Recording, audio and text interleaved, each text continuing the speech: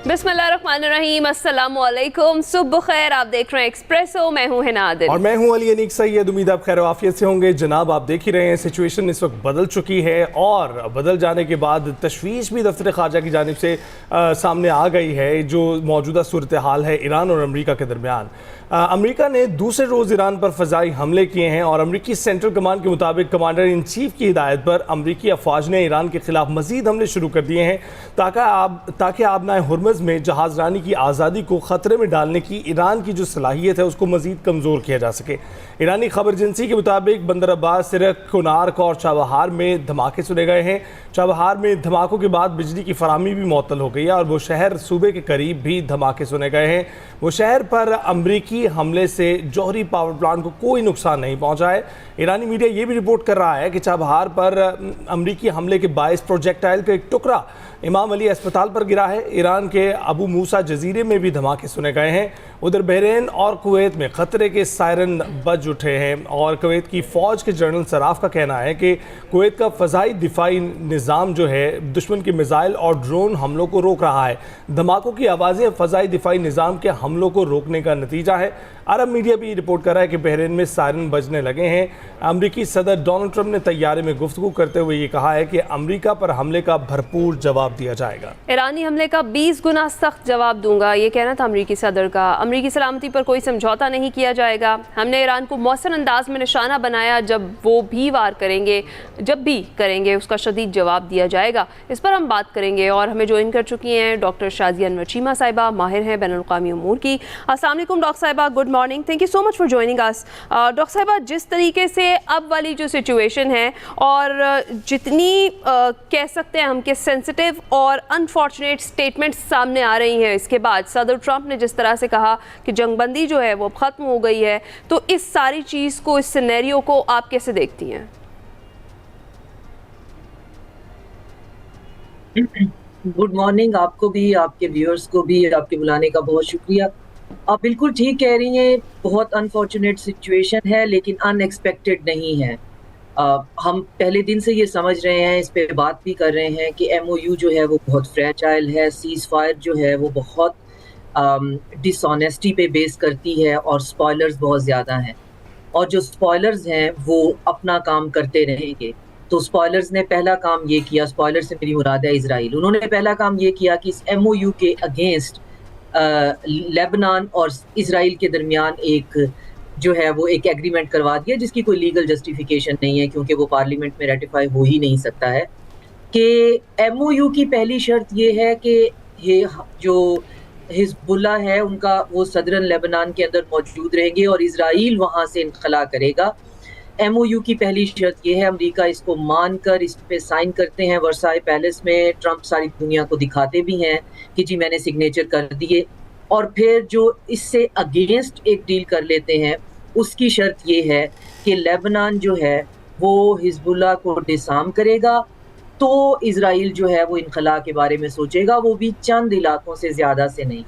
तो यहाँ से ये चीज़ें और ये खटास आपको फिर नज़र आती है कि एक MOU जो कि पाकिस्तान ने इतनी मेहनत से, अलाइज से, पार्टनर से मिलकर ब्रोकर करवाया, जिसमें ऐसी चीज़ें भी थी कि अमेरिका जो है उसके लिए फेस कीपिंग भी हो, उनको ऑफ रैंप चाहिए भी था क्योंकि ट्रंप जो है अपने तेल के ज़खायर, जो हर मुल्क के स्ट्रेटेजिक ज़खायर होते हैं जो उसने अपनी इमरजेंसी के लिए रखे होते हैं, उनको इस्तेमाल कर रहे थे मार्केट्स को मैनिपुलेट करने के लिए। तो जब एक्सपर्ट्स ने कहा कि आपके पास सिर्फ 14 दिन के ज़खायर हैं, उसके बाद मार्केट नहीं मैनिपुलेट होगी, तो उन्होंने कहा कि मुझे ऑफ रैंप चाहिए। पाकिस्तान ने प्रोवाइड किया मगर उसमें डिसऑनेस्टी थी। आपने एक वो डील करवा दी, फिर अमेरिकन सेंटकॉम ने एक कॉन्फ्रेंस करवाई जिसमें 16 से ज़्यादा ममालिक गल्फ के इकट्ठे किए और उनको प्रेशराइज किया इन अ वे कि आप मिल जाइए हमारे साथ। तो अगेन अमेरिकन जो फोर्सेस हैं वो स्टेट ऑफ हुर्मुज़ को ज़बरदस्ती खुलवा लेती हैं। साथ में ओमान पर बहुत शदीद जो है वो प्रेशर भी है और फिर ट्रंप के बयानात तो हमारे सामने हैं ही। वो किसी भी चीज़ को अगर आप उनको ध्यान से सुने और सीरियस लें तो आप पीस की बात तो नहीं कर सकते। बिल्कुल जी। एक तरफ तो बेतमादी है, इनका प्रॉब्लम है, और दूसरी तरफ ईरान जो है उसने भी तहम्मुल का सामना नहीं किया। वो भी इस जो एस्केलेशन लैडर है उसमें क्लाइंब करना शुरू हो गया, इस एस्केलेशन के ट्रैप में शामिल हो गया। क्योंकि जब ओमानी जो कोस्ट है वहां से अमेरिका ने जहाज गुजरवाने की अपनी कोशिश जारी रखी, तो इंटरनेशनल लॉ के अंडर ओमानी वाटर्स जो हैं वो ईरानी टेरिटरी में नहीं आते हैं। अब ये एक बड़ी क्रिटिकल सिचुएशन है, पता नहीं हमारे पास मॉर्निंग शो में इतना टाइम होता है या नहीं, कि जो ओपन सीज के रूल हैं उसमें जो साहिल समंदर किसी मुल्क से लगता है 20 नॉटिकल माइल वो उसकी सॉवरेन टेरिटरी होता है, और उसके बाद का 20 नॉटिकल माइल जो है वो होता है उसका बफर जोन, और 40 के बाद जो है ओपन सी स्टार्ट हो जाता है। यहाँ डिलेमा ये है कि ओमान और ईरान के दरमियान टोटल जो साहिली जो समुद्री पट्टी है वो 40 है। तो दोनों मुल्क उस पे टोटल पे क्लेम कर सकते हैं। ओमान कह सकता है 20 किलोमीटर मेरा टेरिटरी है, 20 मेरा बफर है। ईरान कह सकता है 20 मेरी टेरिटरी है, 20 मेरा बफर है। तो दोनों मिलकर उसका कोई निजाम चला रहे हैं। अब अगर ओमानी तरफ से ऑयल टैंकर बाहर से स्नीक आउट करते हैं, उन पे अटैक करना जो है ईरान को थोड़ा सा तहम्मुल का सामना करना चाहिए था, क्योंकि एक सिविलाइजेशन स्टेट होने के नाते हम ईरान से ये तवक्को करते हैं कि वो थोड़ा इस एस्केलेशन का हिस्सा ना बने। अब शदीद बम्बार्डमेंट हो रही है, 80 से ज्यादा ईरानी मुकामात के ऊपर बम्बार्डमेंट ऑलरेडी हो चुकी है। जिन ऑयल टैंकर्स पे ईरान ने अटैक किया उनमें से एक कतरी है, एक सऊदी अरेबिया का है। तो वो गल्फ के कंट्रीज जिनको हम दोस्त ममालिक को इकट्ठा करें, तो हमारी पोजीशन अर्नेस्टली बहुत ऑकवर्ड हो गई है। बिल्कुल ठीक है। और इस वक्त जो सिचुएशन आपने बताई है, ओमान और ईरान आपस में बातचीत भी कर रहे हैं, उनका एक इजलास भी हो चुका है कि वो इस रूट को खुद से देना चाहते हैं। 2 ईरान के पास है, 1 ओमान के पास है, और ओमानी रास्ते से जो है वो अमेरिका इसको जो है यूटिलाइज करने की कोशिश कर रहा है। अभी आप क्या देख रही हैं, क्या सिचुएशन हो सकती है? जिस तरह से जंग खत्म हुई, जंगबंदी हुई, और उसके बाद हमने देखा जंग दोबारा शुरू हुई, तो क्या जंगबंदी भी दोबारा शुरू हो सकती है? बिल्कुल हो सकती है। जो मेरी इंफॉर्मेशन है 11 जुलाई को दोनों पार्टीज दोबारा पाकिस्तान में बैठने के बारे में बात कर रही हैं। अब पता नहीं कितना एस्केलेट कर चुकी हैं कि अब बात से इधर उधर हो जाएं, लेकिन अभी भी हमें तो उम्मीद है, क्योंकि पाकिस्तान इसमें सिर्फ ईरान और अमेरिका की जंग तो नहीं रुकवा रहा। ये हमारी सबसे बड़ी गलती है एकेडमिया की भी, इंटेलिजेंसिया और मीडिया की भी, कि हम इसको एक सिंगुलैरिटी पे प्रेजेंट कर रहे हैं, सिंगुलैरिटी पे समझ रहे हैं। पाकिस्तान इस जंग को रुकवाने के साथ साथ इस पूरे रीजन के अंदर एक सिक्योरिटी फ्रेमवर्क पे काम कर रहा है, जिसके पीछे जो विजन है वो चाइना का और पूरे रीजन की बैकिंग है। ये कोई इस्लामिक नेटो टाइप चीज भी नहीं है। इस रीजन के जितने ममालिक हैं, इस्लामी और गैर इस्लामी, सब के सब मिलकर अपना एक सिक्योरिटी फ्रेमवर्क बना रहे हैं। वो बन नहीं सकता जब तक कि फलस्तीन का मसला हल ना हो जाए और जब तक कि ईरान पे होने वाली जंग ना रुके।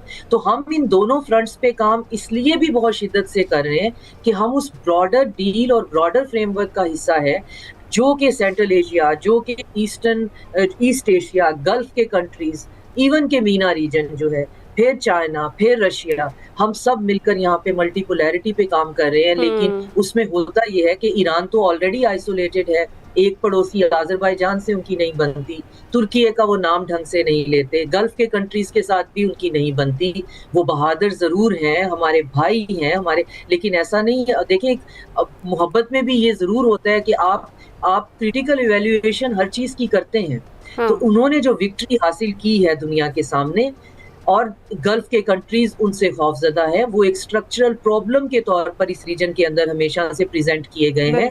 उनके कंधों पे बहुत बड़ी जिम्मेदारी है कि वो इर्द गिर्द रहने वाले मुल्क जो उनको ऑलरेडी पसंद नहीं करते, उनके लिए मजीद प्रॉब्लम मत क्रिएट करे।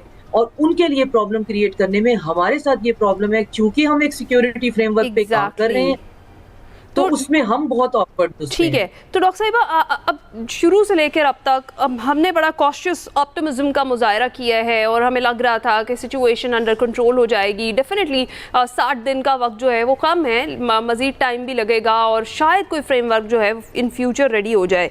लेकिन अभी जितना क्रूशल टाइम चल रहा है, रहबर आला की जो तदफीन है उसके मराहिल चल रहे हैं। आज तदफीन उनकी मशहद में होनी है और वो जुलूस और वो जिस तरीके से उनकी जो आवाम है उनके साथ इजहार कर रही है अपनी मोहब्बत का, यकजहती का। और इस सिचुएशन में ट्रंप ऑलरेडी बार बार ये स्टेटमेंट दे चुके थे। उनकी वैसे हमेशा ही स्टेटमेंट्स डैमेजिंग स्टेटमेंट्स रही हैं पूरे मामले में। अगर हम देखें तो ये कह रहे थे कि वो चाहते तो वो अटैक कर देते, और मैं तो हैरान हूँ कि जिस तरीके से लोग अब बाहर निकल रहे हैं उनके लिए। तो इस सिचुएशन में ये ट्रंप के खुद के लिए कितना डैमेजिंग हो सकता है, उनकी पॉपुलैरिटी कितनी कम हो सकती है, आगे मिड टर्म इलेक्शंस भी हैं, तो इस पर आप क्या कहती हैं? उनके मिड टर्म इलेक्शन सारे के सारे टिके हुए हैं उनकी एपेक लॉबी पे। हम समझते हैं शायद मिड टर्म इलेक्शन में उन्होंने कोई जाके पब्लिक से वोटिंग मांगनी है या ये, तो उसमें बहुत ज्यादा उसका इन्हिसार ये है कि उनकी डोनर क्लास उनके पीछे खड़ी है या नहीं। अगर उनकी डोनर क्लास पूरा सेनेट जो है वो खरीद कर उनके अगेंस्ट कर देती है तो वो मिड टर्म से गए, तो उनका मिड टर्म जो है डोनर को, एपेक लॉबी को और ज़ायनिस्ट को किसी ना किसी की किस्म की कोई विक्ट्री या कोई तसल्ली देने पर मुनहसर है, ना कि अमेरिका फर्स्ट और अमेरिकन को खुश करने पे मुनहसर है। तो जब अगले इलेक्शन 2028 के आएंगे उसका मैंडेट अलग होगा, वो लोगों का अलग हिसाब किताब होगा। मिड टर्म जो है वो सारे के सारे टिके होते हैं कि आपके पीछे जो है आपका सेनेट है कि नहीं है, अपर हाउस लोअर हाउस आपके पास है या नहीं है, और वो है या नहीं है उनके ऊपर कितनी इन्वेस्टमेंट हुई हुई है। तो मिड टर्म के अलावा अगर देखा जाए तो ट्रंप के लिए ये इसलिए भी बहुत डैमेजिंग है कि ट्रंप इससे भी ज्यादा एस्केलेट कर ले। हम ईरान को क्रिटिसाइज कर रहे हैं, लेकिन ये कि ईरान अगर 1 to 10 के स्केल पे देखा जाए तो उन पे जंग मुसल्लत की गई है और वो उसको एब्जॉर्ब कर रहे हैं, सह रहे हैं। उन पे जो क्रिटिसिज्म है वो दुख की वजह से। ये बात भी डॉक्टर शाजिया जरूरी है करना, क्योंकि ईरान जो है वो कर तो रहा है एब्जॉर्ब और बिलाशुबा उन पर मुसल्लत की गई है, लेकिन इस सूरत हाल में जबकि आखिरी रसूमात जारी थी आयतुल्लाह खामनाई साहब की, उस दौरान थोड़ा सा तहम्मुल का मुजाहरा आपको नहीं लगता कि दोनों फरीकैन की जानिब से होना चाहिए था? क्योंकि अमूमन जो रिवायती जंग होती है उसमें भी इस चीज़ का ख्याल रखा जाता है जब आप तदफीन करते हैं अपने शोहदा की। तो इस दौरान ईरान को पहले हमला नहीं करना चाहिए था और अमेरिका को उन हमलों का जवाब नहीं देना चाहिए था जबकि आखिरी रसूमात जारी थी? बिल्कुल ईरान को अटैक नहीं करना चाहिए था। दोस्त ममालिक के टैंकर्स थे, मुल्क के दुनिया के अंदर इस कदर जो है वो क्राइसिस है, बहरान है।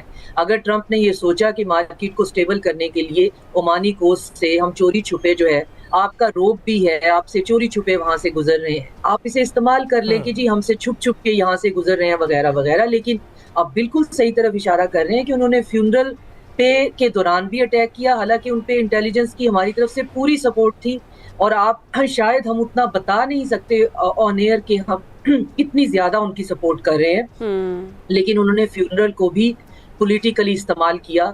उन आयात की सूरत में भी आपने देखा होगा और गौर किया होगा कि हर मुल्क के लिए एक डिफरेंट आयत थी, जिसके साथ उनकी दुश्मनी है उसको मुनाफिकीन की आयत जो है वो सुना रहे हैं। देखें डेलीगेशंस हमारे इंसिस्ट करने पे गए हुए थे, उनकी कोई हंकी डोरी जो है वो ईरान के साथ नहीं थी। सिविलाइजेशनल राइवलरीज हैं, ईरान को भी ये समझना चाहिए कि सऊदी अरेबिया जैसा डेलीगेशन जो है या तुर्की जैसा डेलीगेशन वो आउट ऑफ द गुडविल वहाँ पे किसी के फोर्स करने पे भी जा सकते हैं। आप उनको सामने खड़ा करके उनकी तौहीन कर रहे हैं और उनको कह रहे हैं हक और बातिल की और आपके लिए इबरत की निशानियां हैं इसके अंदर। आप इस जनाजे को पॉलिटिकली ना भी इस्तेमाल करते तो आपके बड़ेपन में कोई कमी नहीं आ जानी थी। तो ये बहुत सी चीजें हैं जो इनको नहीं करनी चाहिए थी। और सऊदी अरेबिया जो हमारे कहने पे इंसिस्ट करने पे गल्फ पूरा वहां पे इकट्ठा हुआ था, हम उनके सामने ये है कि जी ये ईरानी है जिनसे आप हमारे रिप्रोच करवाते फिर रहे हैं और हमारी लाइनें सीधी करवा रहे हैं, वो हमें सब सामने जनाजों पर खड़ा करके दुख की हालत में हमें मुनाफिक इससे हमारी रिप्यूट भी डैमेज हुई है। आप दुरुस्त फरमा रही हैं डॉक्टर साहिबा, बहुत बहुत शुक्रिया। डॉक्टर शाजिया अनवर शीमा साहिबा हमारे साथ मौजूद थी, करंट सिचुएशन हम डिस्कस कर रहे थे। अभी ब्रेक पर जाएंगे। Welcome back to Expresso. जी, ब्रेक पर जाने से पहले भी हम बात कर रहे थे कि अमेरिका के दूसरे रोज़ ईरान पर जो फ़ज़ाई हमले हैं वो जारी हैं और जो सदर ट्रंप है वो ये कह रहे हैं कि अमेरिकी सलामती पर किसी किस्म का कोई भी समझौता नहीं किया जाएगा और मौसर अंदाज में ईरान को निशाना बना रहे हैं वो, और 20 गुना सख्त ज़्यादा ताकत से जवाब देंगे। ये सारी स्टेटमेंट्स और इस वक्त की जो सिचुएशन है उसको हम डिस्कस कर रहे थे ब्रेक पर जाने से पहले भी। अभी हमें वाशिंगटन से ज्वाइन कर रहे हैं मोहम्मद बिलाल लखानी, सीनियर तज्जियाकार हैं। अस्सलाम वालेकुम Bilal, thank you so much for joining us. सबसे पहले ये जो जिस तरह की स्टेटमेंट सदर ट्रंप की सामने आ रही हैं और जो उसके बाद का जो सिनेरियो है वो हमारे सामने ही है, क्या इस स्टेटमेंट को, जो सीज़ फायर वाली स्टेटमेंट है जो उन्होंने दी है, इसको हम कंसीडर करें कि वाकई अब सीज़ फायर ख़त्म हो गया, या फिर जो ऑलरेडी हमेशा की तरह की वो जो एक उनकी आदत है कि वो डैमेजिंग स्टेटमेंट्स देते आ रहे हैं, ये भी उनमें से कोई एक ही स्टेटमेंट हो सकती है? बिल्कुल, देखें एक तरीके से ये जो लफ्ज़ी बमबारी हो रही है दोनों साइडों पे, ये एक सीज फायर को जीतने की एक जंग है, जिसके अंदर दोनों तरीके से एक फिजिकल बमबारी भी हो रही है और एक साइकोलॉजिकल वॉरफेयर भी जो है वो दोनों मुल्कों के दरमियान अभी चल रही है।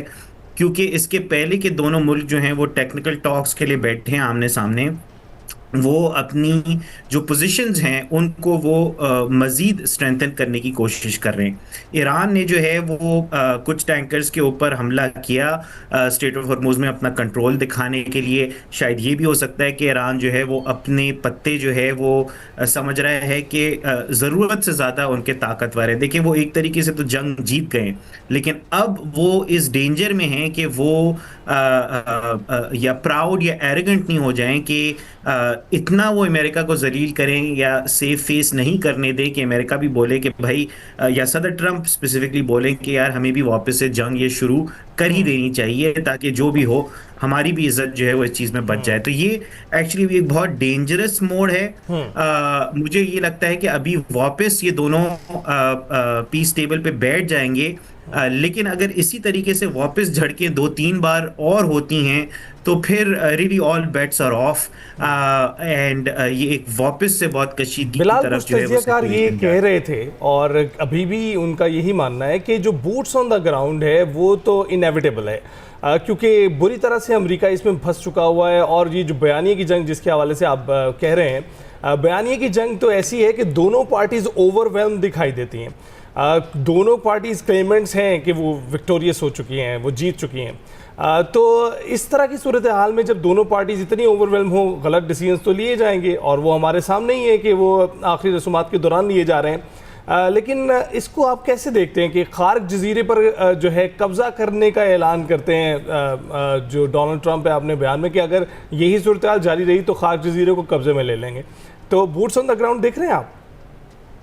देखिए, मैं personally boots on the ground इस वजह से नहीं देख रहा क्योंकि जो पॉलिटिकल रियलिटी है, जो सियासी रियलिटी है, डोनाल्ड ट्रंप साहब, सदर ट्रंप की जो इलेक्शंस आने वाले नवंबर के अंदर, वो अब 3 से 4 महीने दूर हैं और सदर ट्रंप के पास ये गुंजाइश नहीं है, अनलेस वो बिल्कुल ही अपने ही सियासी करियर का भी जनाजा निकलना चाहते हैं, तो वो बूट्स ऑन द ग्राउंड तो नहीं कर पाएंगे। अच्छा। लेकिन वो एक तरीके से लिमिटेड जंग जो है वो वापस से शुरू कर सकते हैं। अच्छा, इंटरेस्टिंग बात ये है कि सदर ट्रंप ने जब ये चीज़ कही कि मेरे लिहाज से सीज फायर अब ये ओवर हो चुका है, तो उसके बाद उन्होंने एक सेंटेंस भी कहा था जिसके बारे में ज़्यादा रिपोर्टिंग नहीं हुई। वो उन्होंने ये कहा कि अगर जो मीडिएटर बीच में अगर वो चाहें कि बातचीत चलते रहे तो चलते रहेगी। इसका मतलब कि अगर पाकिस्तान और कतर जो मीडिएटर का रोल प्ले कर रहे हैं, वो अगर बोलें कि आप वापस बैठ जाए, जिस तरह आपने पहले भी ट्रंप की ट्वीट्स देखी हैं कि वो जंग ऐसा लग रहा होता है कि बिल्कुल हम जंग की तरफ जा रहे हैं, और वो फिर एक ट्वीट आती है उनकी तरफ से कि on Pakistan request I am stopping this.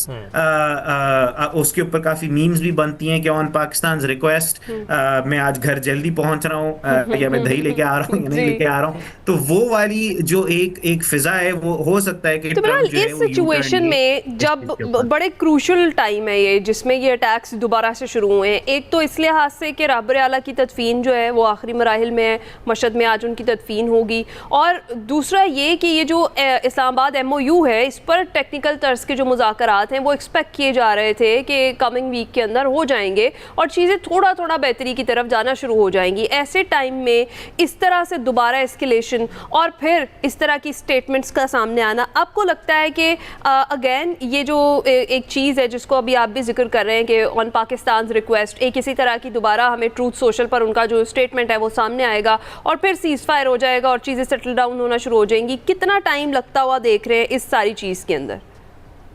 बिल्कुल, देखें, जो आप दो वजूहात कह रही हैं कि एक आयतुल्लाह ख़ामेनी साहब का जो फ्यूनरल हुआ और फिर जो पीस टॉक शुरू होने वाली है वापस से, ये दोनों की इन दोनों के माहौल में ये कैसे जंग शुरू हुई, तो मेरा ये जवाब ये है कि इन दोनों चीज़ों की वजह ही से जंग वापस शुरू हुई है। क्योंकि जो फ्यूनरल है उसके अंदर एक बहुत गुस्सा निकला है ईरान की स्ट्रीट से उन लीडर्स के ऊपर ईरान के अंदर जिन्होंने ये पीस डील की है। यहाँ तक कि जो फॉरेन मिनिस्टर अब्बास अगरीची हैं, उनके ऊपर पथराव हुआ है फ्यूनरल के अंदर लोगों ने पत्थर मारे उनके ऊपर कि क्यों आपने बात की जिस मुल्क ने जो है जिस मुल्क की वजह से हम ये जनाजा आज उठा रहे हैं। तो ये इतना गुस्सा है ईरान की पब्लिक के अंदर भी, तो इस वजह से ईरान को भी अपनी एक मसल दिखानी थी, एक गुस्सा रिलीज करना था। इसी वजह से ईरान ने अटैक किया उन टैंकर्स के ऊपर। और अमेरिका ये चाहता था, क्योंकि अमेरिका ये जानता है कि ये कमज़ोर है इन पीस टॉक्स में जाने के पहले, तो वो एक फाइट टॉक की स्ट्रेटजी अपनाने की कोशिश कर रहे हैं कि वो पीस टॉक्स में बैठने के पहले जो है वो भी अपनी मसल्स जो हैं वो ज़रा दिखाएं दुनिया को और ईरान को। तो ये इस वजह से ये चीज़ें हो रही हैं। लेकिन मेरा ये तज्जिया है कि ये दोनों वापस आके मिल बैठेंगे, और ये इस वजह से है क्योंकि दोनों ने अपनी हदें नहीं पार की हैं। अमेरिका ने जो है वो फ्यूनरल के ऊपर नहीं अटैक किया, अमेरिका ने जो है ऑयल फैसिलिटीज़ के ऊपर अभी अटैक नहीं किया, और सिमिलरली ईरान ने अभी दुबई के ऊपर नहीं अटैक किया और इजराइल के ऊपर नहीं अटैक किया। तो दोनों जो साइड्स हैं वो एक दूसरे को आंखें दिखा रही हैं, लेकिन अभी तक एक पूरी तरीके से लड़ाई के ऊपर नहीं उतर पाई। ट्रंप ने एक और बयान दिया जिसमें उनका ये कहना था कि ईरान की हिट लिस्ट में मुझे रख लिया गया है और मुझे वो जो है असैसिनेट करा देना चाहते हैं। तो दूसरी जानिब हम ये देखते हैं कि सिर्फ ईरानी खफा नहीं है, गम गुस्सा तो उनको लेकर जो अमरीकी अवाम है उनमें भी बहुत है, क्योंकि इनका जो दूसरा दौर है जिसमें जो इनकी जीत समझी जा रही थी, जो सोचा जा रहा था कि ये बहुत अच्छे इकदाम कर रहे हैं, उनमें एक टैरिफ का मामला था जो फायर बैक किया, रेयर अर्थ मिनरल्स की जो पाबंदियां थी चाइना की जानिब से, उससे फायर बैक हो गया। और दूसरी जानिब जो ईरान की सूरत हाल है, 28 फरवरी तक तो आबनाए हुर्मुज़ खुली थी, वो भी फायर बैक कर गई। अब आबनाए हुर्मुज़ को खुलवाना ही एक इशू बन गया। आप क्या सोचते हैं कि अमरीकी अवाम क्या सोच रहे हैं ट्रंप के बारे में? अमरीकी अवाम में बहुत गुस्सा है इस जंग को लेके, लेकिन इससे भी ज़्यादा अहम बात यह है कि जो ट्रंप साहब के वोटर हैं उनको भी गुस्सा है ट्रंप के ऊपर, क्योंकि सदर ट्रंप ने इलेक्शन कैंपेन में कहा था कि अगर आप जो बाइडेन या कमाला हारिस को इलेक्ट करेंगे तो इसका मतलब ये है कि ईरान में जंग होगी, और अगर आप मुझे इलेक्ट करेंगे तो जंग नहीं होगी। तो सिर्फ ये नहीं हुआ कि डोनाल्ड ट्रंप साहब ने ये जंग शुरू की, उन्होंने जो प्रॉमिस किया था उसकी खिलाफ वर्जी की खुद ही ये जंग करके। तो जो वोटर जिन्होंने उनको वोट दिया था ईरान में जंग ना करने के लिए, अब उनको इतना गुस्सा है कि क्यों जंग हुई। और इसका जवाब एक ही है कि जो इजराइल की लॉबी है उन्होंने इतना प्रेशर डाला है सदर ट्रंप के ऊपर कि वो जंग में चले गए इनके पीछे। तो उस वजह से भी गुस्सा निकलना है अमेरिकन पब्लिक का भी। ठीक। बहुत शुक्रिया। मोहम्मद बिलाल लखानी वाशिंगटन से हमें ज्वाइन किया हुआ था और हम गुफ्तगू कर रहे थे कि जिस तरह से दूसरे रोज़ भी हमले जो हैं वो अमेरिका के जारी हैं ईरान पर, और सिचुएशन ख़राबी की तरफ जा रही है। लेकिन बिलाल होपफुल हैं, वो ये कह रहे हैं कि टेबल टॉक पर दोबारा आ जाएंगे दोनों फरीकैन। तो लेट्स सी इसमें कितना टाइम लगता है और कितना डैमेज होता है। अभी हम ब्रेक पर जाएंगे। Welcome back. आप जानते ही हैं कि बलूचिस्तान में अमन दुश्मन एक बार फिर मुतहरिक हो गए हैं और DG ISPR lieutenant general Ahmed Sharif Chaudhry ने गुज़िश्ता रोज़ अहम प्रेस कॉन्फ्रेंस की है, जिसमें उन्होंने हालिया दिनों में होने वाली दहशतगर्दी की तफसीलात से हमें आगाह किया। डीजी ISPR के मुताबिक बलूचिस्तान में 4 रोज़ के दौरान दहशतगर्दी के 3 बड़े वाक़यात हुए हैं, जिनमें फितनतुल ख़वारिज और फितनतुल हिंदुस्तान से वाबस्ता दहशतगर्दों ने अपने मज़मूम मकासद के लिए मासूम शहरियों को निशाना बनाया। सिक्योरिटी फोर्सेज ने मुख्तलिफ इलाकों में दहशतगर्दी की इन कार्रवाइयों का दंदान शिकन जवाब देते हुए मजमूई तौर पर 54 दहशतगर्दों को जहन्नुम वासिल किया है, जबकि इन हमलों में वतन अजीज़ का दिफा करते हुए 42 जवान और शहरी भी शहीद हो गए हैं। लेफ्टिनेंट जनरल अहमद शरीफ चौधरी ने वाज़ेह किया है कि बलूचिस्तान पाकिस्तान की आन शान जान है। बलूचिस्तान की तरक्की दरअसल पाकिस्तान की तरक्की है और यही तरक्की दुश्मनों को हजम नहीं हो रही है। बलूचिस्तान में दहशतगर्दी के पीछे बराह रास्त भारत का हाथ है और अफगान तालिबान रजीम फितनतुल हिंदुस्तान की सहूलतकारी कर रही है। डीजी ISPR ने 2 टोक पैगाम दिया है कि दुनिया में कोई माइका लाल पाकिस्तान को धमका नहीं सकता। अब मासूमों का खून बहाने वालों और उनके सहूलतकारों को चुन चुन कर निशाना बनाया जाएगा। उधर फील्ड मार्शल सैयद आसिम मुनीर का NTU में अफसरान से खिताब था, जिसमें उन्होंने कहा कि सरहद पार से होने वाली दहशतगर्दी को पूरी ताकत से कुचला जाएगा। दुश्मन पाकिस्तान की दाखिली सलामती और मुआशी खुशहाली को नुकसान नहीं पहुंचा सकता। दुश्मन इंटेलिजेंस एजेंसीज की सरपरस्ती में काम करने वाले नेटवर्क्स की कोशिशें बेसूद हैं।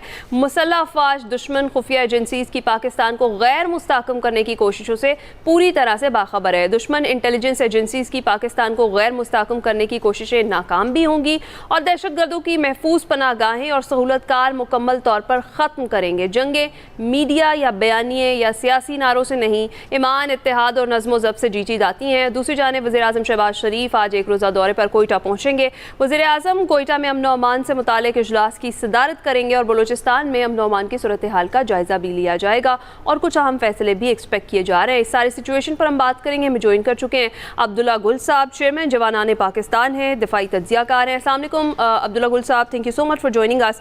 जिस तरीके से अभी हम देख रहे हैं कि पाकिस्तान के खिलाफ ये जो भारत और अफगान रजीम का ये गठजोड़ है और उसके नतीजे में होने वाली दहशतगर्दी है और उसका मुंह तोड़ जवाब जो हमारी फोर्सेस दे रही हैं और जिस तरह से DGISPR ने भी क्लियर किया और फील्ड मार्शल ने भी क्लियर किया कि इनको जवाब इसी तरीके से भरपूर दिया जाएगा, तो अब मज़ीद इनको लगाम जो है वो डालना कितना ज़्यादा ज़रूरी हो चुका था, अब क्रूशल टाइम था कितना, और दूसरा ये कि कौन कौन सी ऑप्शंस हैं हमारे पास। बिस्मिल्लाहिर्रहमानिर्रहीम, सुबह बखैर, बहुत बहुत शुक्रिया जी। पहले तो सबसे पहले बहुत ही अफसोसनाक वाक़या है, इतने बहादुर लोगों का चले जाना यकीनन ये कौम के लिए एक मुश्किल लम्हा है, लेकिन साथ ही साथ ये हमारे हौसले को बुलंद करता है कि हम मादरे वतन के लिए किस हद तक जाने के लिए तैयार हैं, यानी कि एक जान है उसको भी नजराना कर देते हैं अपने मुल्क के ऊपर। ये बड़ी बात है। जहाँ तक का ताल्लुक है, इस टाइम पे मैं समझता हूँ कि बड़े स्ट्रॉन्ग फैसले अब लिए जाने वाले हैं, क्योंकि बलूचिस्तान के अंदर दुश्मन खुल खेल के काम कर रहा है।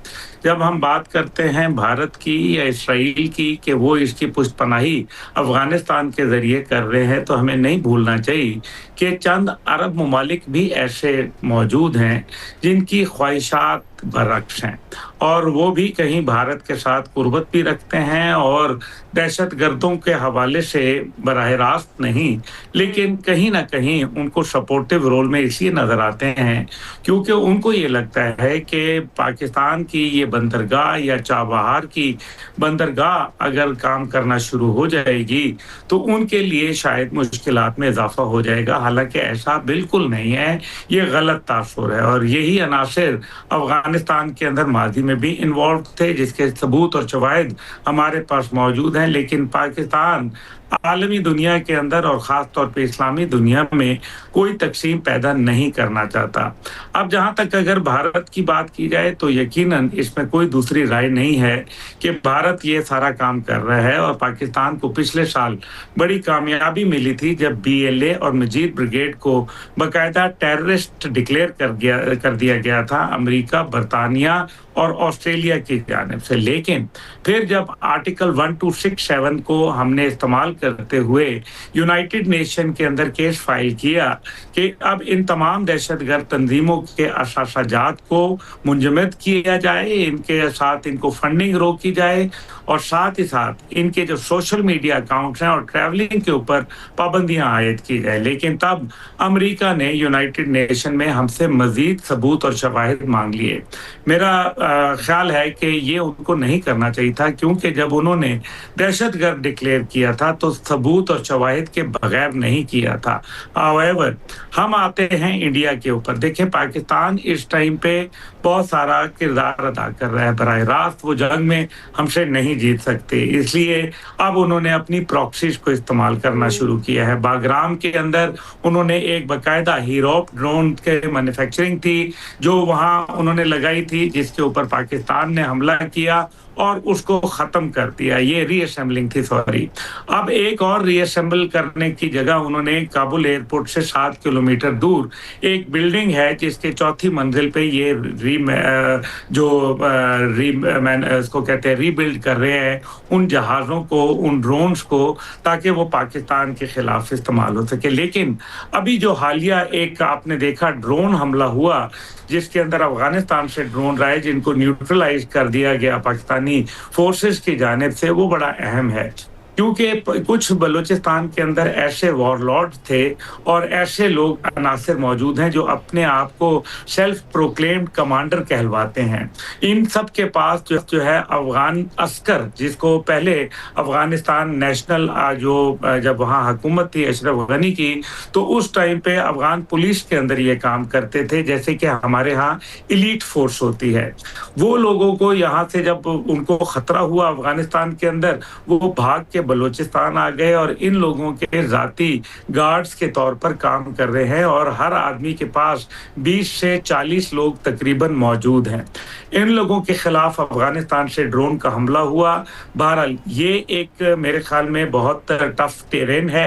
44% पाकिस्तान का बलूचिस्तान हिस्सा है और वहाँ सिर्फ एक कोर फौज जो है वो डिप्लॉयड है, जिसके नतीजे के अंदर हम सब ये देखते हैं कि जो capacity building of the institutions थी वो नहीं हो सकी वहाँ बलूचिस्तान के अंदर, जो कि खास तौर पे पुलिस हो गई या काउंटर टेररिज्म डिपार्टमेंट हो गया या फिर उनकी लेवी फोर्स हो गई। वैसे भी बलूचिस्तान के अंदर एक बहुत बड़ा इलाका बी इलाका कहलाता है जहाँ पुलिस और बाकी लोग फोर्सेस नहीं जा सकते। अच्छा, तो गुल साहब, बी एरिया जो आज जो अहम दौरा है वजीर आजम का, इसके बाद हुकूमत की क्या हिकमत अमली होगी? देखिए, मेरे ख्याल में अब हमें कुछ सख्त फैसले लेने पड़ेंगे, क्योंकि बलूचिस्तान के अंदर भी इशू ये है कि जब कोई वाकया हो जाता है तो वहाँ की लीडरशिप टीवी के ऊपर बैठकर क्रिटिसाइज बीएलए को नहीं करती, ना ही वो वहाँ जाके वहाँ लोकल सतह के ऊपर जो नेशनल एक्शन प्लान का हिस्सा था और पैगाम पाकिस्तान का बयानिया था उसको पॉलिटिकली डिलीवर नहीं किया जाता, क्योंकि मासवाए जो हुकूमती जिम्मेदार हैं, जो 2-3 ही लोग हैं जिसमें चीफ मिनिस्टर खुद भी शामिल हैं, वो उसके अलावा आपने टीवी पे किसी को आते नहीं देखा होगा जिसकी सबसे बड़ी वजह यह है कि ये डर जाते हैं या खामोश हो जाते हैं या अल्लाह जानता है इनको क्या होता है। लेकिन जब भी कोई ऐसे वाकयात अफसोसनाक होते हैं तो पंजाब से, सिंध से, केपी से लोग आके बात करते हैं, नहीं करते तो वहाँ बलूचिस्तान के नहीं करते। मेरे ख्याल में वजीर आजम वहाँ जा रहे हैं और वो इसी सिलसिले के अंदर अब मेरे ख्याल में कोई या तो ऐसी सूरत भी हो सकती है कि इमरजेंसी टाइप की सूरत हाल डिक्लेयर की जाए या एक्स्ट्रा ऑर्डिनरी मेजर्स बलूचिस्तान हुकूमत के साथ मिल के लिए जाएं ताकि जो है वो ऑपरेशंस को स्विफ्टली कंडक्ट किया जाए। देखिए, हमें ये भी मालूम है कि ईरान के अंदर पाकिस्तान की तिजारत का हुजम बढ़ने जा रहा है और ये दुनिया को पसंद नहीं है, क्योंकि पाकिस्तान को ईरान के साथ तिजारत के लिए हुर्मुज की जरूरत नहीं, बॉर्डर हमारा 909 किलोमीटर मौजूद है। लेकिन आपने देखा कि किस तरीके से पाकिस्तान के तमाम सी पैक रूट्स जो हैं उनके ऊपर हमले किए जाते हैं, जैसे बलूचिस्तान और खैबर जाती है। और गुल साहब, अब जो इकदामात लेने वाली है हुकूमत और हमारे जो हमारे अस्करी इदारे हैं वो साफ वाजे है और हम देख ही रहे हैं कि उनके बयानिए में भी ये चीज़ वाजे नज़र आ रही है कि एक्शन जो लिया जाएगा वो बहुत सख्त होने वाला है। बहुत बहुत शुक्रिया हमसे गुफ्तगू करने के लिए। ब्रेक के बाद हाजिर होंगे।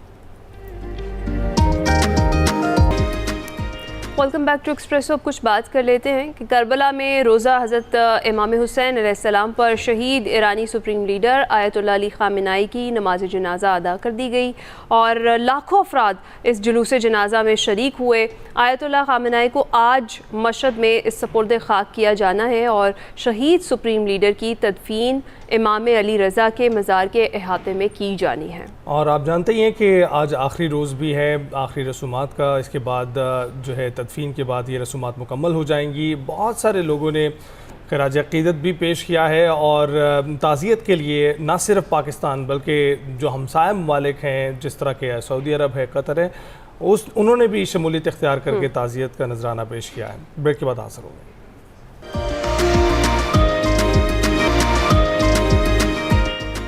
प्रोग्राम के दूसरे हिस्से में खुशामदीद। अपना सेगमेंट शामिल करते हैं माइंड मैटर्स। बात हो रही है कि बच्चों के सोशल मीडिया इस्तेमाल पर पाबंदी, मुतबादिल क्या है, आइए देखते हैं।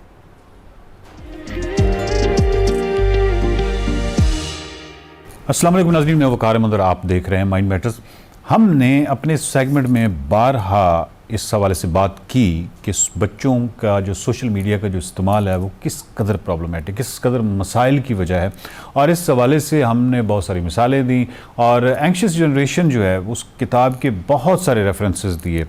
और फिर उसके बाद एक जो चीज़ शुरू हुई कि मुख्तलिफ यूरोपियन ममालिक में ये मामला शुरू हो गया। उस किताब के बाद बहुत सारे इस चीज़ के असरात हुए, क्योंकि वो उसका जो सैम्पल साइज़ था उस किताब का वो 1,00,000 बच्चे थे जिन पे स्टडी की गई थी, और उसके जो इंकशाफात थे या उसकी जो फाइंडिंग्स थी वो बहुत ही खौफनाक थी, बहुत ही ख़तरनाक थी। 2010 के बाद इंसान जो है वो एक उसका जो ब्रेन है वो एक बहुत ही अजीब, एक बहुत बड़ी रीवायरिंग का शिकार है, और हमने बच्चों से बहुत कुछ छीन लिया है, और उसके आगे उनका मुस्तकबिल क्या होगा, इस हवाले से हमने बहुत सारे सेगमेंट्स किए। और उसके बाद फिर हमने देखा कि ऑस्ट्रेलिया में भी इस तरह की पाबंदी लगी। अब ऑस्ट्रेलिया समेत दुनिया के कई ममालिक में ये बहस ज़ोर पकड़ती जा रही है कि क्या 16 साल से कम उम्र बच्चों के लिए सोशल मीडिया पर पाबंदी होनी चाहिए, और इसके हवाले से फिर बहुत सारी कानून साजी हुई और काफ़ी हद तक पाबंदी जो है वो लगा भी दी गई है। इस बहस के हामियों का कहना है कि सोशल मीडिया बच्चों की तवज्जो, ज़हनी सेहत और समाजी नशोनुमा को मुतासर कर रहा है। यानी वो जिस तरह बचपन में हम बचपन में जिस तरह फ्री प्ले हम घूमते थे, खेलते थे, समाजी हमारी एक तरबियत हुआ करती थी, वो छिन गई। स्ट्रीट प्ले जो गली में आज़ादाना खेलने वाला मामला है वो ख़त्म हो गया, और उस ख़त्म होने से क्या हुआ, वहाँ कम से कम 7-8 ऐसी अहम चीज़ें बच्चा सीख रहा था जो कंप्रोमाइज़ हो गई, और बच्चा जो है वो स्क्रीन में चला गया। अब मुखालिफिन का मौक़िफ़ है कि पाबंदी मसले का मुकम्मल हल नहीं है, क्योंकि टेक्नोलॉजी अब हमारी ज़िंदगी का मुस्तकिल हिस्सा बन चुकी है। लेकिन इस आर्गूमेंट के सामने तो ये बात आ जाती है कि आपको ये नहीं कहा गया कि आप वो कोई गैजेट्स ये तमाम चीज़ें इस्तेमाल ना करें। आप मैथमेटिक्स पढ़ाएं, आप बायोलॉजी पढ़ाएं, फ़िज़िक्स पढ़ाएं, आप सिमुलेशंस पढ़ाएं, फ़िज़िक्स की बहुत सारी चीज़ें वो तो अपनी जगह पे, तालीम अपनी जगह पे, बट सोशल मीडिया का इस्तेमाल जो है वो एक अलग चीज़ है। सो इस तमाम बहस के दरमियान एक अहम सवाल अक्सर नज़रअंदाज हो जाता है कि अगर बच्चों से सोशल मीडिया ले लिया जाए तो उसकी जगह क्या दिया जाए, क्योंकि फितरत खला को पसंद नहीं करती, और बच्चा जिसको आपने सोशल मीडिया पे अगर एक दफ़ा लगा दिया है और उसने रील्स देखना शुरू कर दिए हैं, तो आप इमेजिन कर सकते हैं कि इसका मुतबादिल जो है वो क्या होगा। यानी ये बिल्कुल ऐसे है जिस तरह हम कहते हैं कि बच्चे जो है वो कार्टून्स बहुत शौक़ से देखते हैं और फिल्म्स बहुत शौक़ से देखते हैं, लेकिन शायद उस शौक़ से वो मैथमेटिक्स नहीं पढ़ते या फ़िज़िक्स नहीं पढ़ते। तो इसका जवाब ये है कि अगर मैथमेटिक्स और फिज़िक्स को उतना ही इंटरेस्टिंग बना दिया जाए जितने वो कार्टून और जितनी वो फिल्म्स हैं, तो बच्चा ऑटोमेटिकली, ये फितरी तौर पे मतलब ये फितरत है बच्चे की कि वो ऑटोमेटिकली इस तरफ आ जाएगा। सो अगर हम किसी चीज़ को बच्चों की ज़िंदगी से निकाल दें लेकिन उसका सेहतमंद मुतबादिल फराहम न करें, तो वो किसी न किसी सूरत वापस इस खला को पुर करने की कोशिश करेगा। सो और वो दोबारा सोशल मीडिया की तरफ जाएगा। तो हमें ये समझना होगा कि बच्चे सोशल मीडिया की तरफ क्यों मुतवज्जे होते हैं। वो सिर्फ वीडियोस देखने नहीं जाते, वो ताल्लुक़ चाहते हैं, वो तफरीह चाहते हैं, वो शनाख्त बनाना चाहते हैं, वो सीखना चाहते हैं। अब वो तमाम चीज़ें जो वो गली में सीखते थे, यहाँ वो मसनूई दुनिया में तकरीबन वही चीज़ें नहीं। अब वो ये महसूस कराना चाहते हैं कि वो किसी बड़ी दुनिया का हिस्सा हैं। लिहाजा मुतबादिल भी उन्हें इंसानी ज़रूरियात को पूरा करने वाले होने चाहिए। यानी मिसाल के तौर पर पहला मुतबादिल खेल है। आज बहुत से बच्चों की ज़िंदगी में, जिस तरह मैंने कहा कि स्ट्रीट प्ले, जिस्मानी खेल, ये तमाम चीज़ों की जगह स्क्रीन ने ले ली है। हालांकि खेल सिर्फ जिस्मानी सरगर्मी नहीं थी, ये ताउन का मामला था, ये मुकाबले का मामला था, ये ज़ब्त नफ्स का मामला था, ये दोस्ती सिखाता था, ये सिखाता था कि अगर दोस्ती टूट जाती है तो फिर वो बच्चा जिसका बैड है, जिसकी वजह से हम क्रिकेट खेलते हैं, तो वो बच्चा चला जाता है। तो इसका मतलब है कि बहुत सारी चीज़ों पे हमें कंप्रोमाइज़ करना पड़ता है। इस तरह जो हारमनी है, इसी तरह जो मुख्तलिफ जो रंगारंगी थी स्ट्रीट के अंदर, जिसमें मुख्तलिफ रंगों के, मुख्तलिफ नस्ल के, मुख्तलिफ मज़ाहब से, यानी एक ख़ास किस्म की डाइवर्सिटी, कल्चरल डाइवर्सिटी के बच्चे एक जगह जब खेलते थे तो उनको आइडिया होता था कि जो डिफरेंसेस हैं उनका एहतराम कैसे करना है। सो एक फ़ुटबॉल मैच है, जो क्रिकेट का खेल है, या साइकिल चलाना है, या बच्चों को वो खुशी या ताल्लुक़ दे सकता है जिसकी वो तलाश में होता है। दूसरा मुतबादिल जो है वो बुक्स हैं जो हमने बच्चों से छीन ली हैं। अब बुक्स क्या करती थी, वो तख़य्युल को परवान चढ़ाती थी। मैं अमूमन कहा करता हूँ कि जिस तरह जब आप बच्चा टार्ज़न पढ़ता है या उम्र यार पढ़ता है या कोई भी किताब पढ़ता है, तो उस किताब में उसको जंगल तख्लीक करना पड़ता है, उस किताब में उसको टार्ज़न का वो कैरेक्टर तख्लीक करना पड़ता है। अब यहाँ प्रॉब्लम ये था कि जब आपने टीवी पे आ गए या मोबाइल पे आ गया, तो यहाँ किसी का तख्लीक करदा टार्ज़न या जंगल आपके सामने आ जाता है।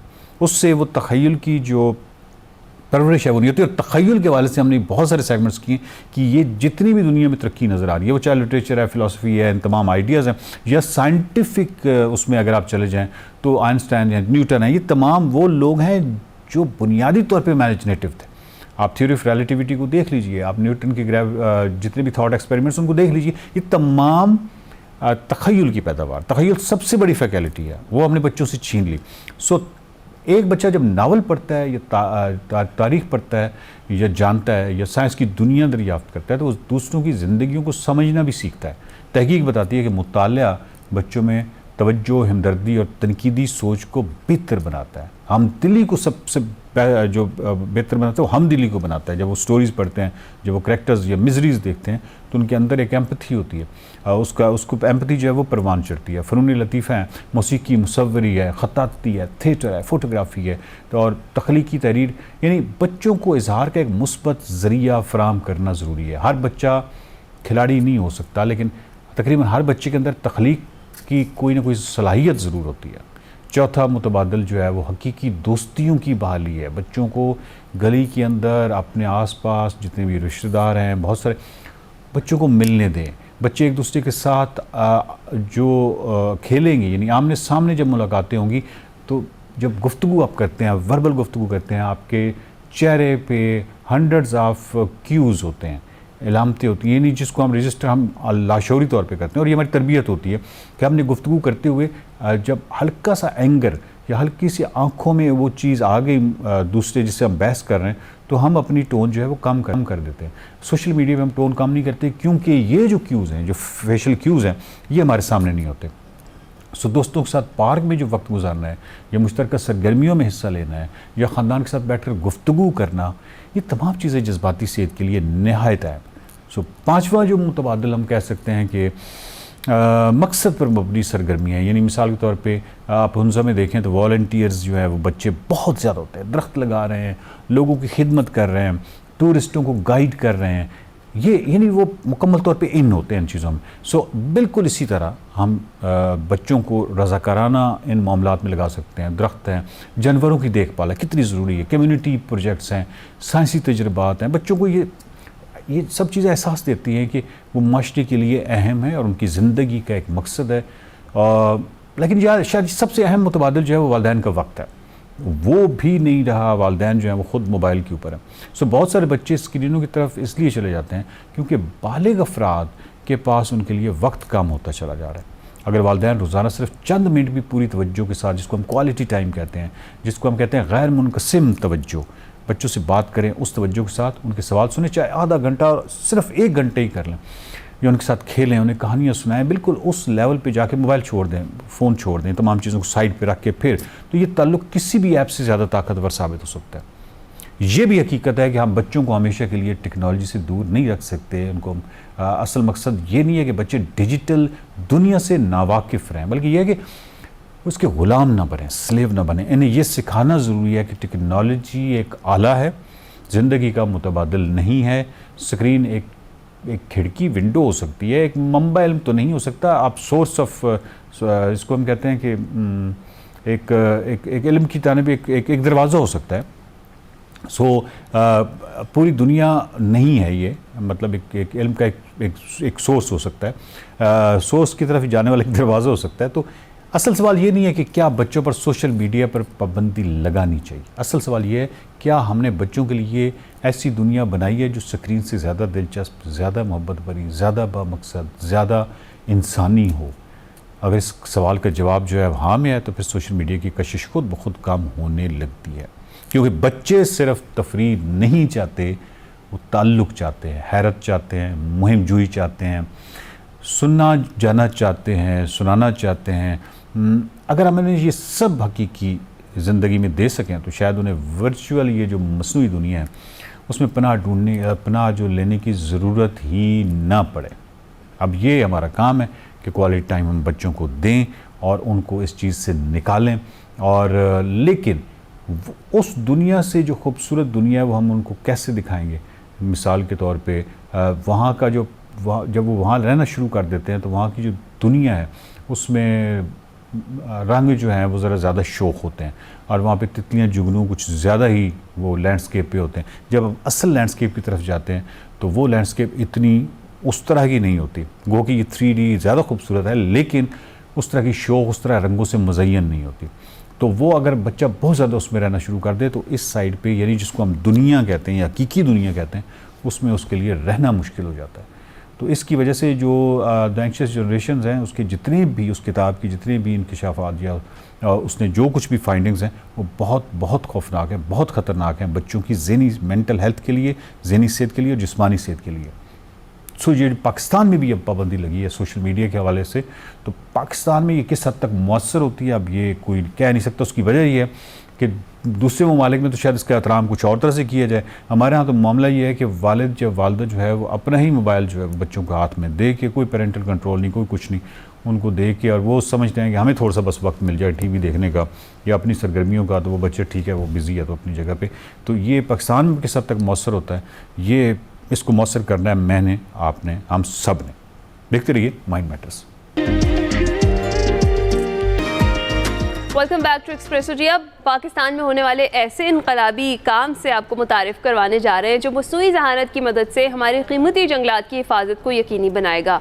इको मुहाफ़िज़ पाकिस्तान का पहला AI पावर्ड फॉरेस्ट गार्डियन है जो जंगलात में नस्ब सोलर पावर्ड स्मार्ट डिवाइसेस के ज़रिए 24 घंटे निगरानी करता है, और जैसे ही कहीं दरख्तों की गैर कानूनी कटाई, भारी मशीनरी या किसी भी मशकूक सरगर्मी का पता चलता है तो ये सिस्टम फौरी तौर पर मुतालिका हुकाम को अलर्ट भेजता है ताकि बर वक्त कार्रवाई मुमकिन हो सके। अगर हम रिवायती तरीक़ों की बात करें तो उसमें अक्सर नुकसान होने के बाद ही इत्तला मिलती है, और अगर इको मुहाफ़िज़ की बात करें तो जंगलात की हिफाजत को जो रद्द अमल से आगे बढ़ाकर पेशगी तहफ़्फ़ुज़ में ये तब्दील कर रहा है और टाइमली बर वक्त इत्तला मिल जाती है, इससे तहफ़्फ़ुज़ मुमकिन है। इस जदीद टेक्नोलॉजी को पाकिस्तान में तैयार किया गया है, इसका कामयाब इब्तदाई तजुर्बा है मरी के जंगलात में किया जा चुका है ऑलरेडी। मज़ीद इको मुहाफ़िज़ से इस ज़बरदस्त काम को आइडिया से निकाल कर अमली काम बनाने वाली जो बाहिम्मत ख़वातीन हैं और विमेन एम्पावरमेंट की रोशन मिसालें हैं, इको मुहाफ़िज़ की बानी अनूश ज़िया और को फाउंडर्स अनिका गुलरेज़ और अक्सर सरफराज हमारे साथ मौजूद है। उन्हीं से जानते हैं कि ये जो मुनफरिद टेक्नोलॉजी है काम कैसे करती है और ये पाकिस्तान के माहौल और आने वाली नस्लों के लिए क्यों इतनी ज़्यादा इंपॉर्टेंट है। अस्सलाम वालेकुम एंड गुड मॉर्निंग आप सबको। सबसे पहले तो हम आपसे बात करना चाहेंगे अनुशे, किस तरीके से ये आइडिया आपको आया और फिर उसके बाद आपने अपनी टीम बनाई और इसको आइडिया से आपने प्रैक्टिकली जो है इसका काम भी किया और मरी में किस तरीके से इसका तजुर्बा है वो किया गया। First of all, thank you so much for inviting me. So it happened back in the January. Me and my co-founder Anika Gulrez, we were just sitting and उस time पे we saw a post कि इस्लामाबाद में 30 से 40 हज़ार दरख्त cut चुके हैं through illegal logging, and इसके अलावा more than 800 acres of the forest land had been destroyed. And इसके बाद भी हमें मुसलसल लिंक्डइन पे न्यूज़ आती गई इलीगल लॉगिंग की, and we kept asking ourselves the same question कि by the time authorities arrive वो ये ख़बर आती है कि आपने जब दरख्त काट लिए तो उन लोगों को पकड़ लिया, लेकिन you see the damage is done, the problem stage there. तो we kept asking ourselves the same question कि how is this still happening, और ऐसी कोई टेक्नोलॉजी क्यों नहीं एग्जिस्ट करती। पाकिस्तान में 30-40 हज़ार दरख्त कट चुके हैं लेकिन इसको रोका क्यों नहीं जा रहा, और जब रोका जाता है तब तक डैमेज हो चुकी होती है। तो कुछ अर्सा पहले मैंने एक लिंक्डइन पे एक पोस्ट देखी, तो वहाँ पे मैंने यही कमेंट किया कि प्रिवेंशन बीट्स इन्फोर्समेंट, कि बाय द टाइम आप दरख्त जब कटते हैं, आप लोगों को पकड़ते हो तो दरख्त तो कट चुके होते हैं, डैमेज इज़ डन। सो फिर मैं अनिका बैठे एंड वी डिसाइडेड कि हम एक ऐसी टेक्नोलॉजी, एक ऐसा सोल्यूशन बिल्ड करेंगे। आपको पता है AI का दौर है, थ्रू ग्लोबल लेवल में दुनिया में जितने फॉरेस्ट होते हैं उनको स्मार्ट सेंसर्स के थ्रू, AI सर्विलेंस के थ्रू मॉनिटर किया जाता है। पाकिस्तान में we still rely heavily on manual patrolling, the rangers, data जो कि एग्जिस्ट नहीं करता। तो फिर I bought my AI side, मैंने कहा कि मेरी AI में एक्सपर्टीज़ है। Anika she is graduated from NUST, she did environmental engineering, तो उन्होंने अपनी क्लाइमेट और इन्वायरमेंटल एक्सपर्टीज़ ब्रिंग की, और उसके बाद Aqsa Sarfaraz she was like इसका एक बिजनेस प्रॉपर स्टार्टअप बनाते हैं, and we build the team together, and that's how we founded Eco Muhafiz. Right. अब इको मुहाफिज की बात की जाए तो eco is for ecosystem and मुहाफिज means guardian, so we are the guardians of the forest. Yes, अब आपने बात की कि और how we are does this glad actually at work. least somebody is watching over our forest. Anika, आप बताइएगा कि क्या आप लोगों के कॉमन ग्राउंड से जिसकी वजह से ये टीम तश्कील पाई है, या आप लोग क्लास फेलोज हैं या कोई रिश्तेदार हैं? हम बेसिकली यूनिवर्सिटी में साथ थे, हम दोनों नस्टियंस हैं, और कॉमन ग्राउंड्स अगर कहना की बात की जाए तो हम इन्वायरमेंट को लेके और क्लाइमेट को लेके, क्योंकि क्लाइमेट चेंज के जो इम्पैक्ट्स हैं वो हम पाकिस्तान में हर रोज़ हर साल बढ़ते हुए देख रहे हैं।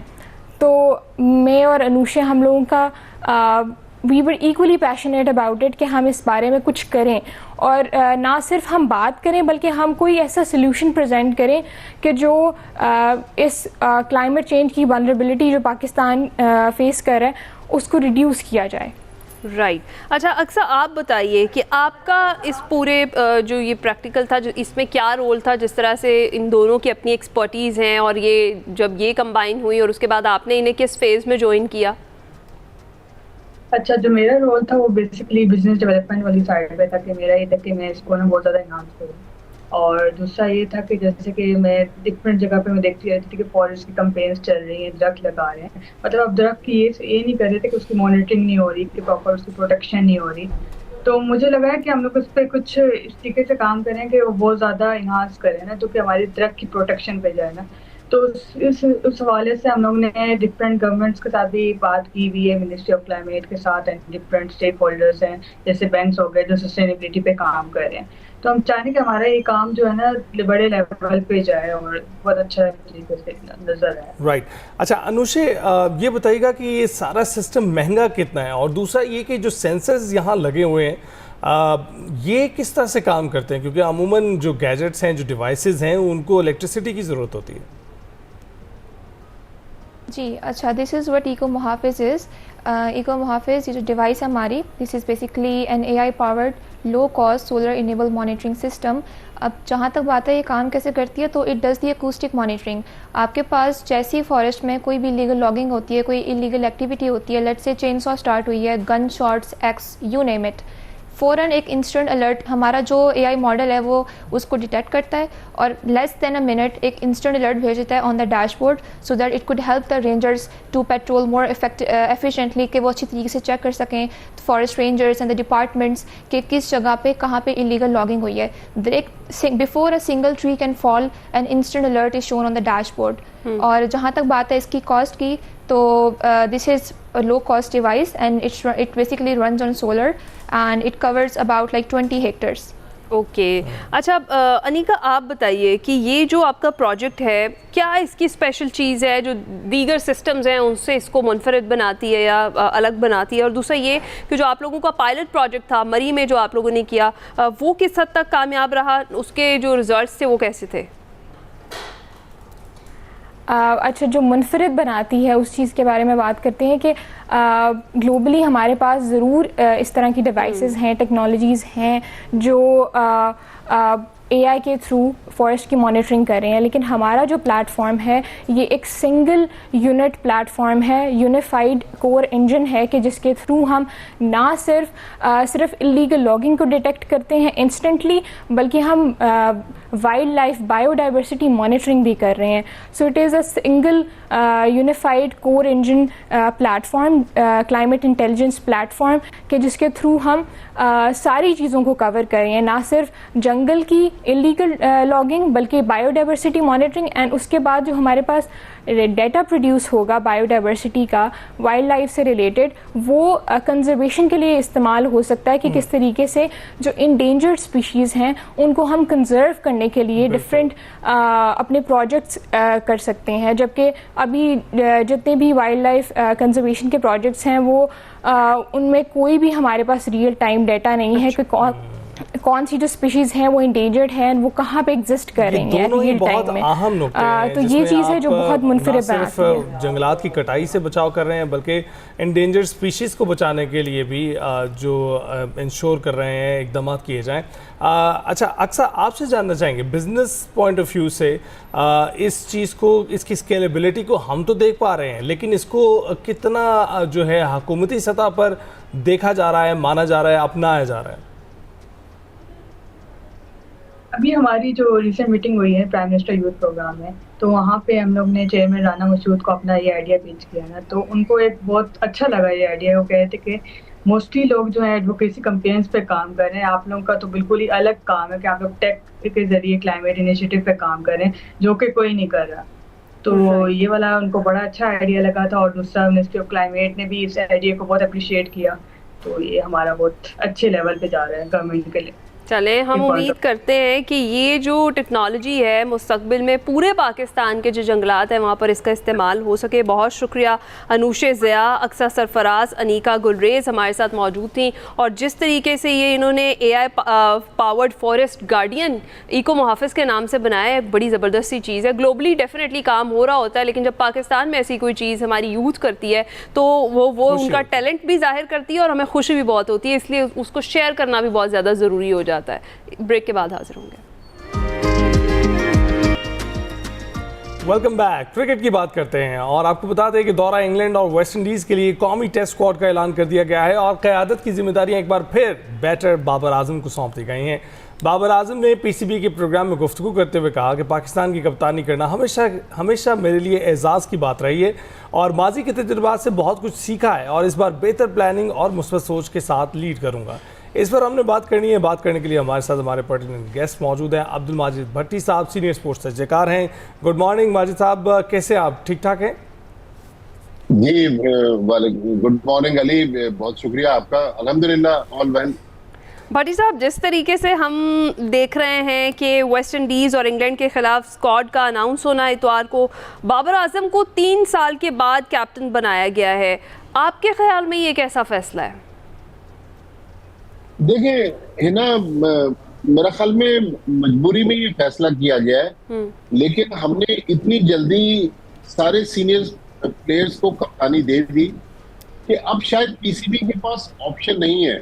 आप देखें शाहीन शाह अफरीदी को हमने अब वनडे का कप्तान बनाया हुआ है, T20 का कप्तान सलमान अली आगा थे, रिसेंटली एशियन गेम्स के लिए साहबजादा फरहान को बना दिया, मोहम्मद रिजवान को कप्तानी देकर हमने वापस ले ली। तो मेरे ख्याल में लिमिटेड ऑप्शन थे, उनमें बाबर आजम सबसे बेहतर थे। लेकिन 2 बातें हैं। एक तो देखिए बाबर आजम की टेस्ट क्रिकेट में परफॉर्मेंस नहीं है। पिछली 32 इनिंग्स में वो सिर्फ 5 50s बना चुके हैं और 2022 में कराची में न्यूजीलैंड के खिलाफ उन्होंने अपनी आखिरी टेस्ट सेंचुरी बनाई थी। जी।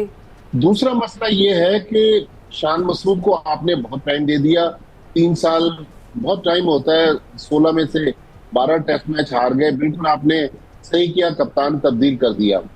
लेकिन कप्तान को तब्दील करने के बाद अब जिस तरह कल भी मैं इंटरव्यू सुन रहा था, PCB के जो डायरेक्टर हैं आकिब जावेद, वो जिस तरह शान मसूद को चार्जशीट कर रहे हैं, मेरे ख्याल में ये मुनासिब नहीं है। मैं कोई किसी का फेवर नहीं कर रहा, मैं इसलिए बात कर रहा हूँ कि शान मसूद को आपने कप्तानी से तो हटा दिया है, लेकिन शान मसूद अभी भी टीम का हिस्सा है। अगर अपने टीम के प्लेयर को आप चार्जशीट करेंगे और मीडिया ट्रायल उसका करेंगे तो देखिए टीम का माहौल खराब होगा। कप्तान माजी में भी तब्दील होते रहे और आइंदा भी तब्दील होंगे, लेकिन इस तरह मीडिया में जाकर अपने प्लेयर्स के बारे में आप खामोशी से कप्तान तब्दील कर देना। अगर आप जिन वाकयात का हवाला दे रहे हैं कि शान मसूद ने फलां जगह रिव्यू नहीं लिया, फलां जगह उन्होंने सिलेक्शन दुरुस्त नहीं की, फलां जगह ये किया, तो ये तो पुराने वाकयात है ना। तो आपको फिर शान मसूद को उस वक्त तब्दील कर देना चाहिए था।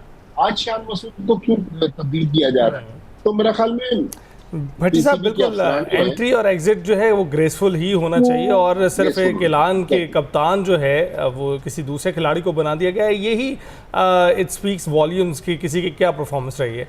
अच्छा, तो अब ये बताएं, बाबर आजम जो अभी हमें किसी हद तक बैक इन फॉर्म नज़र आ रहे हैं, अगर उन्होंने फिर से जो है वो इंगेज हो गए क़यादत की जिम्मेदारियां जो है वो निभाने में और अपनी गेम पर तवज्जो नहीं दे पाए जिस तरह एक खिलाड़ी के तौर पर वो शिरकत कर रहे थे, आपको लगता है ये उनकी परफॉर्मेंस पर असरअंदाज होगी चीज़?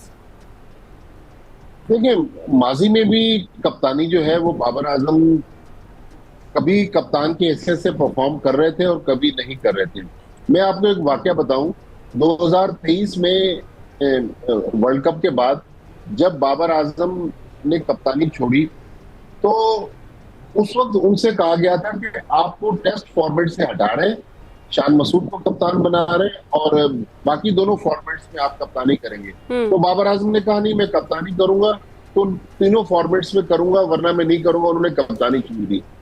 कुछ महीने बाद, मेरा ख्याल में 2024 के मिड की बात है, कि बाबर आजम ने दोबारा व्हाइट बॉल की कप्तानी ले ली। 4-5 महीने बाद अक्टूबर नवंबर में फिर उन्होंने कप्तानी छोड़ दी।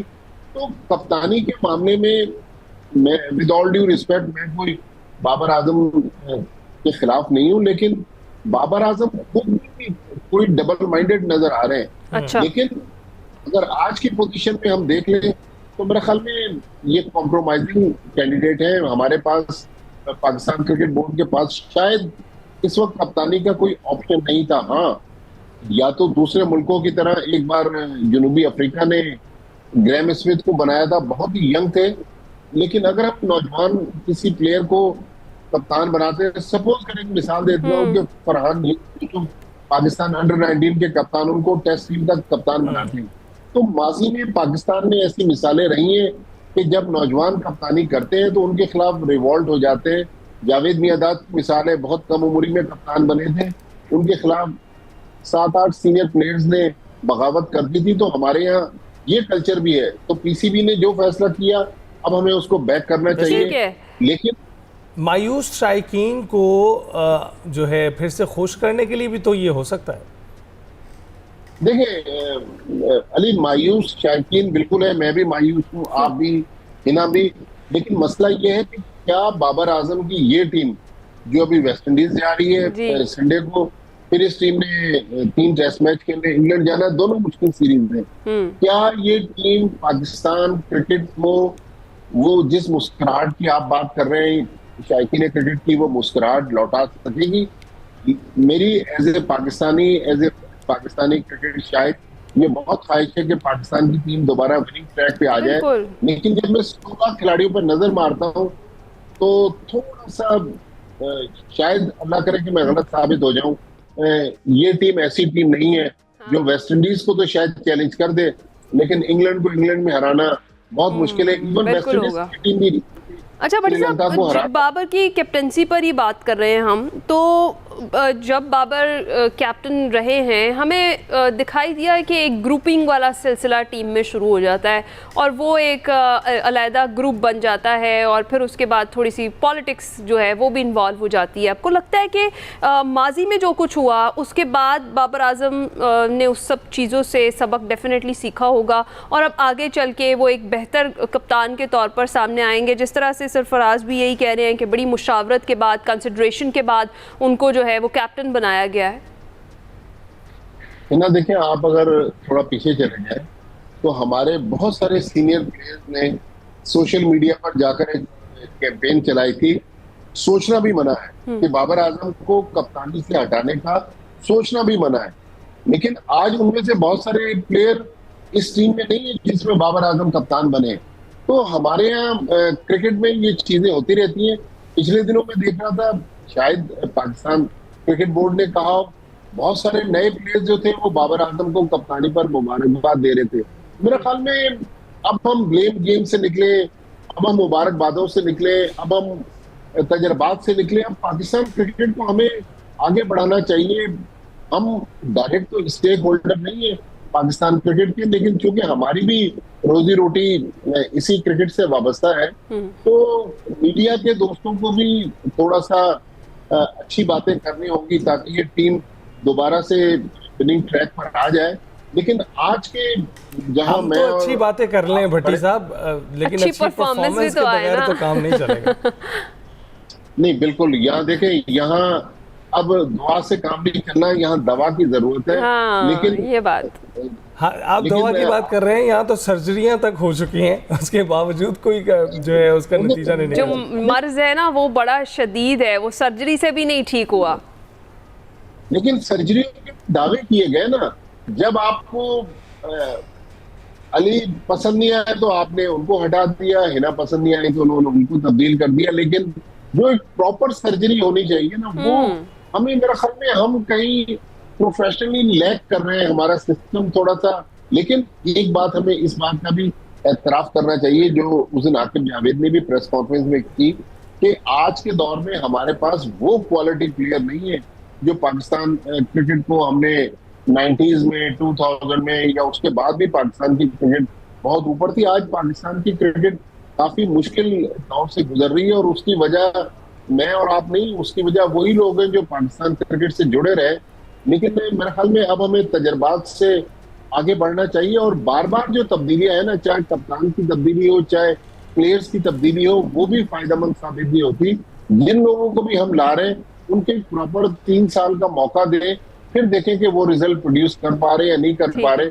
लेकिन आज जहां मैं और आप खड़े में, मेरे ख्याल में पाकिस्तान की क्रिकेट एक दोराहे पर खड़ी हुई है, जिससे निकालना एक बहुत बड़ा चैलेंज। और ऐसे दोराहे पर खड़े होकर ही आपको इस बात का एहसास होता है कि वक्त और हालात यही बताते हैं कि हिना और अली ही बेहतरीन ऑप्शन है। बहुत बहुत शुक्रिया भट्टी साहब गुफ्तगू करने के लिए। और अभी हम क्रिकेट पर बात कर रहे थे, खासकर जो सिलेक्शन हुई है बतौर कप्तान हमारे फेवरेट खिलाड़ी बाबर आजम की, तो उस पर तबसरा जारी था, और देखते हैं अब उनकी परफॉर्मेंस कैसी रहती है। ब्रेक के बाद हासिल है।